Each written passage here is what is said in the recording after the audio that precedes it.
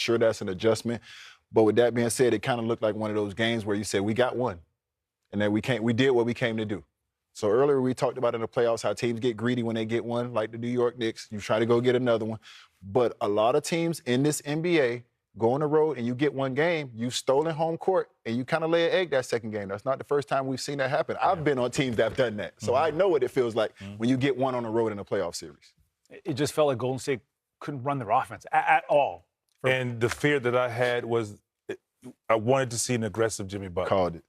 And that was my fear because, yes, he's a facilitator, and they needed the aggressive Jimmy Butler. 13 shots. Yes, he had 17 points, I think, 7 rebounds, only on 13 shots. For me, that's not enough.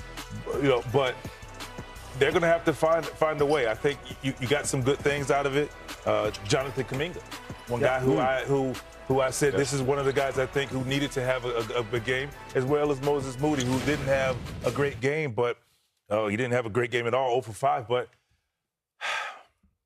Jimmy's going to have to just step outside of the box. And we talk about playoff Jimmy, and we know what that means and what comes with it.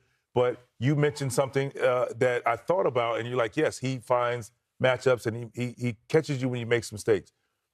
I think Jimmy Butler has to be that guy that goes out there and plays carefree. And if you turn it over, you turn it over. Yeah. But they need an aggressive downhill. There's a lot of shots tonight, just like you, frustrated me. He gets in the paint and does not look at the rim. Yes. They need him to score and attempt shots. You mentioned Jonathan Kuminga, and that might be the big thing coming out of this game for Golden State. Obviously, he's been out of the rotation, playing, sparse minutes as far as the playoffs have been concerned. But in this game, he gave them a spark. He was a big reason why they came within 7. Yes, he played 26 minutes, 18 points, but a big third quarter. I think that was 3 for 4, 1 for 1 from 3. And it's just him being an athlete. And more than anything, finding his confidence, being aggressive, but showing his athleticism. We know he's so athletic. Here he's in the dunker spot. But calling for the ball, everybody's above the free throw line. You see a matchup that you like, so what do you do? Attack the matchup. Don't settle. He did not settle. Being aggressive, being an athlete. Hey, he's a shot blocker, defensive player of the year if you would. Attack him if you can. Here's another one. Backdoor, making the right read. Nothing's there. But just opportunity, but ready to shoot. Catches the ball, zero hesitation. That's important. Zero hesitation. And that's the Jonathan Kuminga we've seen, we've loved, we know that he has. And I think he's earned himself a spot to be in that starting unit. I know they started the young guy post.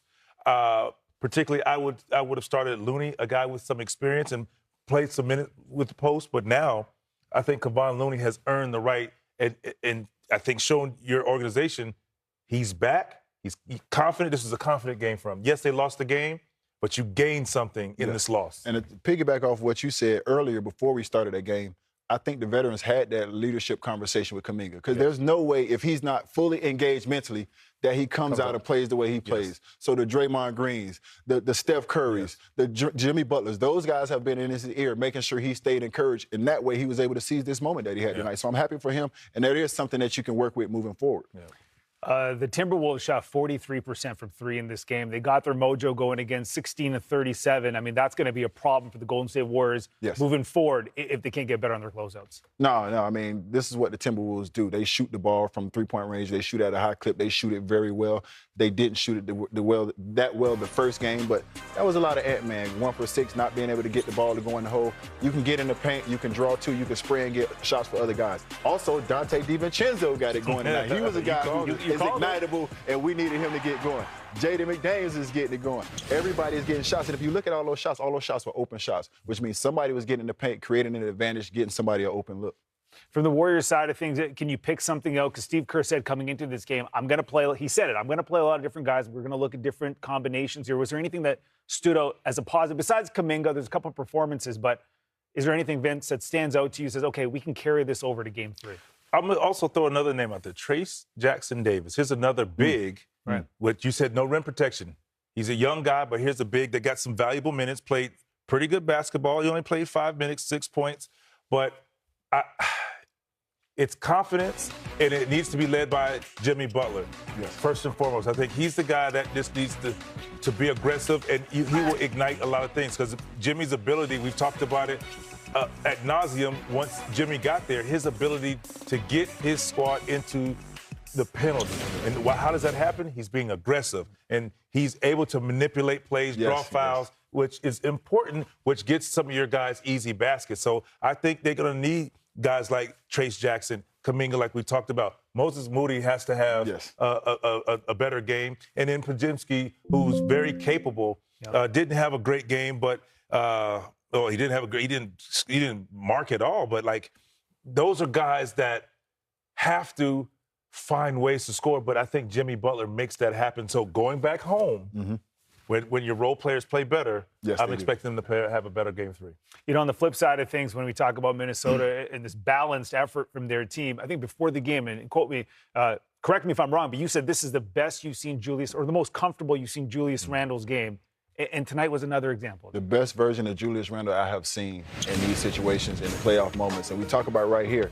He comes up, they pin down for him. He gets the ball against Jimmy Butler. Not an easy defender to go against. Goes right to the step back. That's an easy shot for a left hand to get to your right hand, step back, create a little space, and then get your shot off.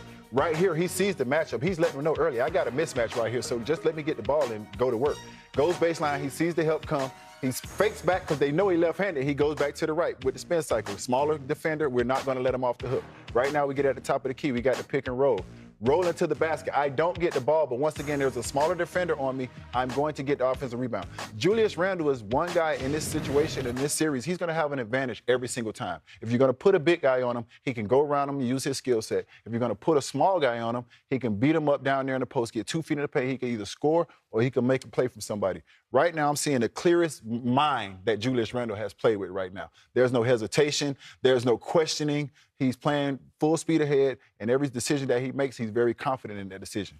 Also had a season-high 11 assists. Exactly what I was going to say. Not only was he not settling, not letting guys off the hook, punishing them in situations, whether it's free throw line, in the post, wherever the situation may be, he was also making the right play. Now, when you demand those double teams because you're punishing guys in the post, you spray the ball out to guys getting open shots for DiVincenzo, McDaniels, and so on and so forth. So Ant-Man's not playing well. Well, he has a guy that he can rely on. And I said before, maybe Julius Randle's not the number 1 guy anymore. He's a very darn good number 2 guy. Damn sure was, because all that happened when Ant-Man went out. Correct. You can go to that guy and be comfortable and confident that he's going to get you buckets. So a huge win for the Timberwolves. Ant-Man coming back, which is huge for them, finished with 20 points. Let's hear from Chris Fintran.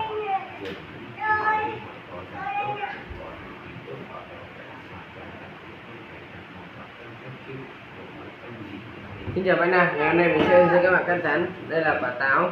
Bây giờ mình sẽ là cắt rán.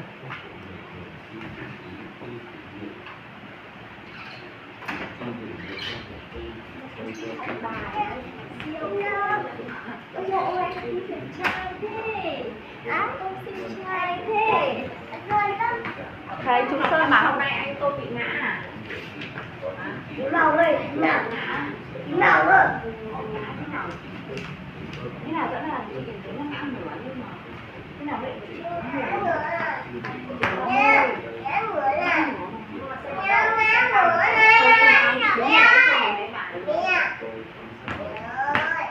kiểu gì, màu xe à? Đó là một cái xe đấy. Đây là nó bị kẹt vào môi chứ. Đúng rồi. Ra trong tắm ra nên là bên lúc kia bây giờ đây thằng lúc kia để làm gì nó trên xe để nó trôi nó không mang đổ ra rồi mua đó bỏ luôn rồi xe không có chơi gì cả mà họ nó không ngã đấy cái gì học kia xe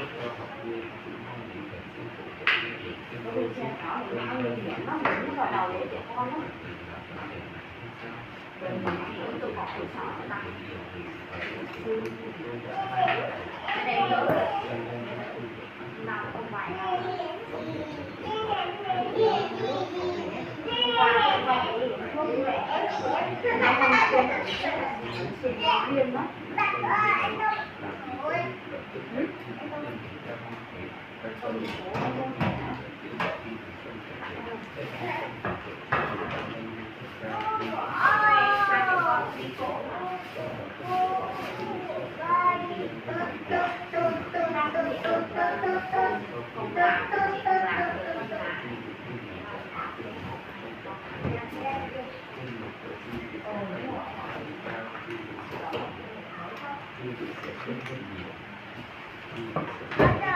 Không cho đợi vương bộ gì hết.